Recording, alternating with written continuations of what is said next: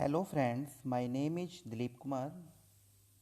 आज हम वसंत भाग द्वितीय का पाठ 5 मिठाई वाला कहानी पढ़ेंगे। इस कहानी को पढ़ने से पहले हम इस पाठ के जो कहानीकार हैं श्री भगवती प्रसाद वाजपेयी के जीवन से जुड़ी कुछ बातें जानेंगे। इनका जन्म 11 अक्टूबर 1899 को गांव मंगलपुर कानपुर में हुआ था तथा इनकी मृत्यु 8 मई 1973 को हुई। इन्होंने अपने जीवन काल में अनेक कविताओं, कहानियों तथा नाटकों की रचना भी की थी। इन्हीं रचनाओं में से एक आज हम कहानी मिठाई वाला पढ़ने जा रहे हैं। इस कहानी में एक फेरी वाले व्यक्ति का वर्णन कहानीकार ने किया है, जो कि फेरी लगा लगा कर अपनी वस्तुओं को बेचता है और उन वस्तुओं का जो दाम है वह उन बच्चों से जो उनकी वस्तुओं को खरीदते हैं उनसे बहुत ही कम लेता है। तो इस कहानी को हम आगे पढ़ेंगे। बहुत ही मीठे स्वरों के साथ वह गलियों में घूमता हुआ कहता, बच्चों को बहलाने वाला, खिलौने वाला। इस अधूरे वाक्य को वह ऐसे विचित्र किंतु मादक मधुर ढंग से गाकर कहता है कि सुनने वाले एक बार अस्थिर हो उठते। ये जो खिलौने बेचने वाला व्यक्ति है, इसकी आवाज़ इतनी मधुर है और इतनी मदमस्त कर देने वाली है कि हर कोई उसकी आवाज़ को सुनकर अपने आप में हलचल कर बैठता है, यानी कि वह अस्थिर हो उठता है, उसमें कोई ना कोई हलचल होने लगती है। मादक का मतलब होता है नशीला, यानी कि उसकी आवाज़ के अंदर इतना नशीलापन है, यहाँ पे मदमस्त कर देने वाली जो उसकी आवाज़ है, जिसे सुनकर सभी जो बच्चे हैं और जो समझदार जो हैं वो उसकी तरफ खींचे चले आते हैं। उसके स्नेहाभिषिक्त कंठ से फूटा हुआ गान सुनकर, स्नेहाभिषिक्त का मतलब होता है प्यार से भरा हुआ, जो उसके कंठ से निकलने वाला स्वर है, उसके गाने को सुनकर निकट के मकानों में हलचल मच जाती। निकट का मतलब होता है पास के जो मकान हैं उसमें हलचल मच जाती है। छोटे छोटे बच्चों को अपनी गोद में लिए युवतियां चिकों को उठाकर छज्जों पर नीचे झांकने लगती हैं। यहाँ पे चिकों का मतलब होता है पर्दा, कि जो जब वह गाने लगता है तो जो युवतियां हैं वो अपने बच्चों को अपने गोद में उठाकर नीचे की तरफ झांकने लग जाती हैं। गलियों और उनके अंतर्व्यापी छोटे छोटे उद्यानों में खेलते और इठलाते हुए बच्चों का झुंड उसे घेर लेता और तब वह खिलौने वाला वहीं बैठकर खिलौने की पेटी खोल देता। और जब वो आता है खिलौने बेचने के लिए तो गलियों में और जो बाग बगीचे हैं उसमें जो बच्चे खेल रहे होते हैं, है ना, तो उसकी आवाज़ को सुनकर वह उसके चारों तरफ झुंड लगाकर बैठ जाते हैं और तभी वह जो खिलौने वाला है वो अपनी पेटी खोल देता है, जिसमें वो अच्छे अच्छे खिलौने लेकर आया होता है। बच्चे खिलौने देखकर पुलकित हो उठते हैं। पुलकित का मतलब होता है खुश हो जाना। वे पैसे लाकर खिलौने का मोल भाव करने लगते हैं। मोल भाव का मतलब कि जो भी खिलौना होता है उसकी वो कीमत लगाने लग जाते हैं। पूछते, इसका दाम क्या है? यानी यहाँ पे बच्चों का जो बोलने का तरीका है, जो बच्चों का बोलने का अपने कह सकते हैं जिस प्रकार वो बोलते हैं, उसके लिए वो कह रहा है कि वो पूछते हैं कि इसका दाम क्या है, मतलब इस खिलौने का क्या कीमत है, और इसका अलग अलग खिलौने की वो उसकी कीमत पूछते हैं। और इसका ऐसा कुछ कहकर वो हर एक खिलौने की कीमत जो उन्हें अच्छी लगती है वो बारी बारी पूछते हैं उस खिलौने वाले से। खिलौने वाला बच्चों को देखता और उनकी नन्ही नन्ही उंगलियों से पैसे ले लेता और बच्चों की इच्छा अनुसार उन्हें खिलौने दे देता। खिलौने लेकर फिर बच्चे उछलने कूदने लगते और तब फिर खिलौने वाला उसी प्रकार गाकर कहता, बच्चों को बहलाने वाला खिलौने वाला। और जब बच्चे अपना खिलौना लेकर खेलने कूदने लगते तो वो अपनी एक मीठी आवाज़ के अंदर कहने लगता, बच्चों को बहलाने वाला खिलौने वाला। सागर की हिलोर की भांति उसका यह मादक गान गली भर के मकानों में इस ओर से उस ओर तक लहराता हुआ पहुंचता और खिलौने वाला आगे बढ़ जाता।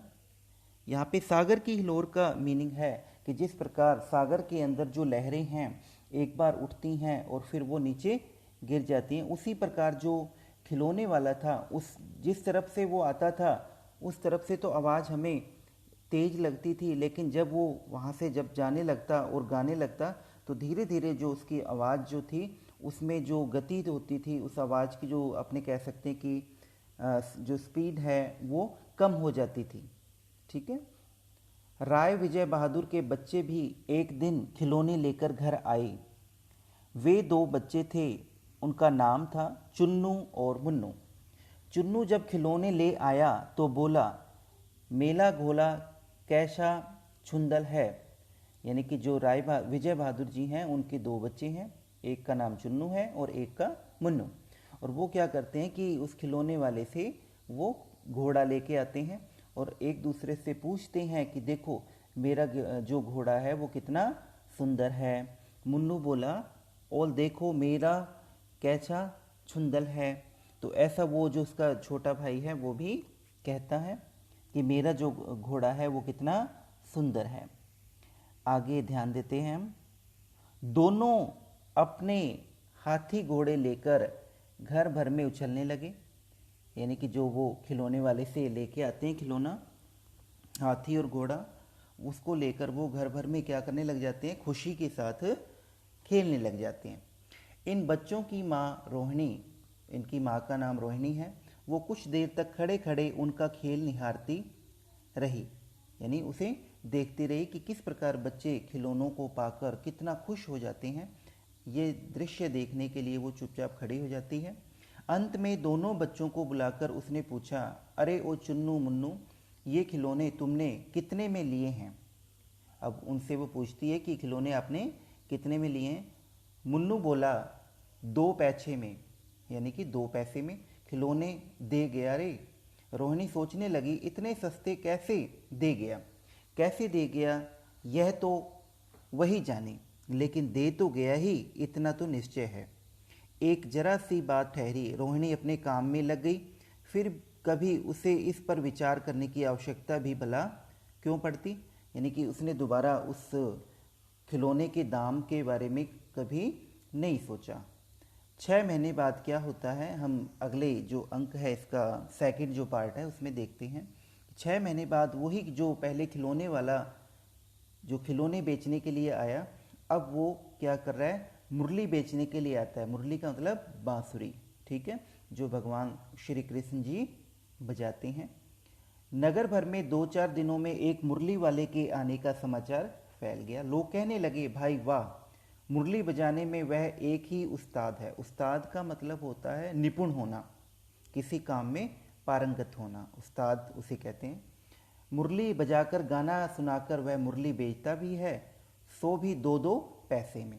यानी अब वो जो मुरली जो बेच रहा है वो उसकी कीमत कितनी लगा रहा है, 2-2 पैसे में वो मुरली को बेचता है। इसमें उसे क्या मिलता होगा, मेहनत भी तो न आती होगी।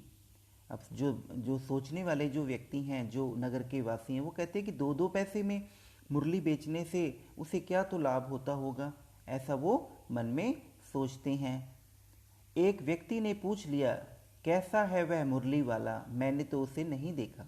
उत्तर मिला, उम्र तो उसकी अभी अधिक न होगी, यही 30-32 साल का होगा।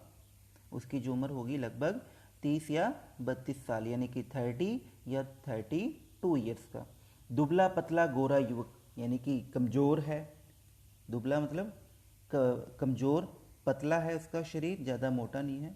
बीकानेरी रंगीन रंगीन साफ़ा बांधता है। जो बीकानेर का जो साफ़ा है, जो एक परिधान के रूप में बीकानेर के लोगों के द्वारा उसे अपने सर पे बांधा जाता है, ऐसा वो साफ़ा बांधता है जो मुरली बेचता है। वही तो नहीं जो पहले खिलौने बेचा करता था। क्या पहले खिलौने बेचा करता था?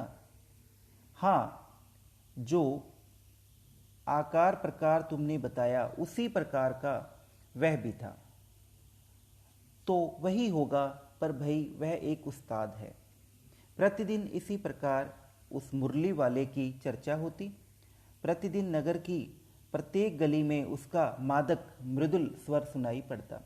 हर दिन वो अपनी मुरली को बेचने के लिए आता और मीठी आवाज़ में, एक मदमस्त आवाज़ के अंदर वो गाने लग जाता। बच्चों को बहलाने वाला मुरलिया वाला। पहले वो कहता था बच्चों को बहलाने वाला खिलौने वाला, लेकिन अब वो मुरली बेच रहा है तो वो कहता है कि बच्चों को बहलाने वाला मुरलिया वाला। रोहिणी ने भी मुरली वाले का यह स्वर सुना। तुरंत ही उसे खिलौने वाले का स्मरण हो आया। जैसे ही रोहिणी ने उस मुरली वाले की आवाज़ को सुना, उसे तुरंत लगा कि ये तो वही है जो खिलौने बेचने आता था। स्मरण का मतलब होता है याद आ जाना। उसने मन ही मन कहा, खिलौने वाला भी इसी तरह गा गा कर खिलौने बेचा करता था। उसने मन ही मन में सोचा कि जैसे ये बेच रहा है मुरलियाँ, वैसे ही वो जो खिलौने वाला था वो भी अपना जो खिलौना है वो गाकर बेचा करता था। रोहिणी उठकर अपने पति विजय बाबू के पास गई। जरा उस मुरली वाले को बुलाओ तो चुन्नू मुन्नू के लिए ले लूं। क्या पता यह फिर इधर आए या ना आए। वे भी जान पड़ता है पार्क में खेलने निकल गए। अब वो कहती है कि मुझे लगता है कि जो चुन्नू मुन्नू हैं वो क्या है, पार्क में खेलने के लिए चले गए हैं। विजय बाबू एक समाचार पत्र पढ़ रहे थे। उसी तरह उसे लिए हुए वे दरवाजे पर आकर मुरली वाले से बोले, क्यों भाई, किस तरह देते हो मुरली? अब वो उसके पूछ रहे हैं कि भाई आप मुरली किस तरह दे रहे हो, क्या कीमत है इस मुरली की? किसी की टोपी गली में गिर पड़ी, किसी का जूता पार्क में ही छूट गया और किसी की सोथनी यानी कि पजामा ही ढील होकर लटक गई। जैसे ही उस मुरली वाले की आवाज़ बच्चों ने सुनी, जहाँ पर भी वो खेल रहे थे, कुछ न कुछ अपना भूलकर जल्दी जल्दी में वो आ रहे थे। यहाँ पे एक वर्ड जो आया है, एक शब्द जो आया है सोथनी, जिसे हम कहते हैं पाजामा। ठीक है। इस तरह दौड़ते हाँफते हुए बच्चों का झुंड आ पहुंचा। एक स्वर से सब बोल उठे, हम भी लेंदे मुरली और हम भी लेंदे मुरली। अब वो बच्चे बड़े ही तुतलाते हुए कहते हैं भी हम भी मुरली लेंगे। मुरली वाला बड़े खुशी के साथ गदगद हो उठा, सबको देंगे भैया, लेकिन जरा रुको, ठहरो, एक एक को देने दो। अभी इतनी जल्दी हम कहीं लौट थोड़े ही जाएंगे, बेचने तो आए ही हैं और हैं भी इस समय मेरे पास एक दो नहीं, पूरी 57। जब बच्चे जल्दबाजी करते हैं, हर बच्चा कहता है कि मुझे दो मुझे दो, तो मुरली वाला कहता है कि आप ऐसे जल्दबाजी मत करें, मैं मुरली बेचने के लिए आया हूँ और मैं इतनी जल्दी नहीं जाऊँगा। मेरे पास एक दो मुरली नहीं है, पूरी कितनी है? 57 यानी 57। हाँ बाबूजी, क्या पूछा था आपने? कितने में दी? दी तो वैसे 3-3 पैसे में, 3-3 पैसे के हिसाब से, लेकिन आपको मैं 2-2 पैसे में ही दूंगा। विजय बाबू भीतर बाहर दोनों रूपों में मुस्कुरा दिए। भीतर बाहर का मतलब अंदर से भी और बाहर से भी। मन ही मन कहने लगे, कैसा है, देता तो सबको इसी भाव से है, पर मुझ पर उल्टा एहसान लाद रहा है। यानी जब उसने कहा कि मैं वैसे तो 3-3 पैसे में देता हूँ, लेकिन आपको मैं कितने में दूंगा? 2-2 पैसे में। तो विजय बाबू को लगा कि ये मेरे ऊपर एहसान कर रहा है, तभी वो ऐसा उन्होंने कहा। फिर बोले, तुम लोगों को झूठ बोलने की आदत होती है, देते होंगे सभी को 2-2 पैसे में, पर एहसान का बोझ मेरे ऊपर ही लाद रहे हो। मुरली वाला एकदम अप्रतिभ हो उठा, यानी वो बड़ा हैरान हो गया। आपको क्या पता बाबूजी कि इनकी असली लागत क्या है? तो वो कहता है कि आपको नहीं पता कि वास्तव में इसकी असली जो कीमत है वो कितनी है। यह तो ग्राहकों का दस्तूर होता है। दस्तूर मतलब अपने कह सकते हैं कि ये अपने जो ग्राहक होते हैं उनको चाहे वो कितनी भी हानि उठाकर चीज़ क्यों ना दे, लेकिन ग्राहक यही समझते हैं कि दुकानदार उन्हें लूट रहा है ना। ऐसी एक परंपरा होती है जो कि ग्राहकों के बारे में उन्होंने, मुरली वाले ने सोची। आप भला काहे को विश्वास करेंगे, लेकिन सच पूछिए तो बाबूजी असली दाम 2 ही पैसा है। आप कहीं से 2 पैसे में ये मुरली नहीं पा सकते। मैंने तो पूरी 1000 बनवाई थी, तब मुझे इस भाव पड़ी हैं। वो विजय बाबू को कहता है कि मैं इस मुरली को 2 पैसे में इसलिए बेच रहा हूँ क्योंकि मैंने 1000 मुरली बनवाई थी, और इसी कारण से मुझे एक मुरली की जो कीमत है, जो दाम है, वो 2 पैसे में बेचने को मिला है। विजय बाबू बोले, अच्छा मुझे ज़्यादा वक्त नहीं, जल्दी से ये दो ठो दे दो। 2 ठो का मतलब 2 मुरली दे दो, एक चुन्नू के लिए, एक मुन्नू के लिए। 2 मुरलियाँ लेकर विजय बाबू फिर मकान के भीतर पहुंच गए। मुरली वाला देर तक उन बच्चों के झुंड में मुरलियाँ बेचता रहा। उसके पास कई रंग की मुरलियाँ थीं।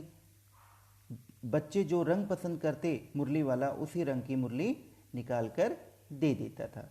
अब जब विजय बाबू ने मुरली लेकर जब वो अपने घर के अंदर चले गए, तब वो कई देर तक जो मुरली वाला था उन बच्चों के झुंड में बैठकर मुरलियाँ बेचता रहा।